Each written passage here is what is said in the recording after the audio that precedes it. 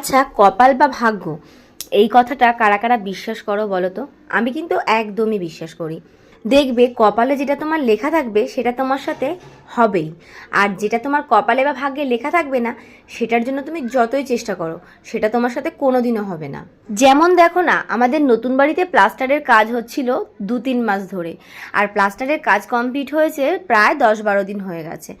আর আমি মিস্ত্রি দাদাকে কিছু খাওয়াবো এটা ভেবেছি কবে থেকে, কিন্তু সময় করেই উঠতে পারছি না। আজ খাওয়াবো কাল খাওয়াবো এই করে কিন্তু আমি সময়টাই বের করতে পারছিলাম না। আমি তো ভেবেছিলাম আমার বোধহয় আর তাদেরকে খাওয়ানোই হবে না, কারণ লোক খাওয়ানোটাও কিন্তু কপালের দরকার আছে।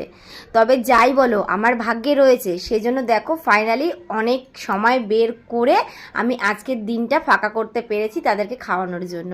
আর তাদেরকে খাওয়ানোর জন্য আমি কত কিছু রান্নাবান্না করেছি তোমাদের সঙ্গে তো শেয়ারই করলাম।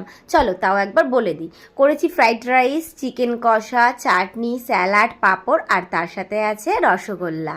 জানো তো, সারা দিন ধরে আজকের আমি রান্নাবান্না করেছি, তবুও আমার মধ্যে কোনো রকম ক্লান্তি আসেনি, কারণ মানুষ সেবা কিন্তু ভগবান সেবা করা, আর এটার মধ্যে দিয়ে আমি অনেক আনন্দ পাই, তাই আমি ভীষণ খুশি। তবে মিস্ত্রি দাদারাও কিন্তু অনেক খুশি আজকে আমার হাতে এত ভালো ভালো রান্না খেয়ে।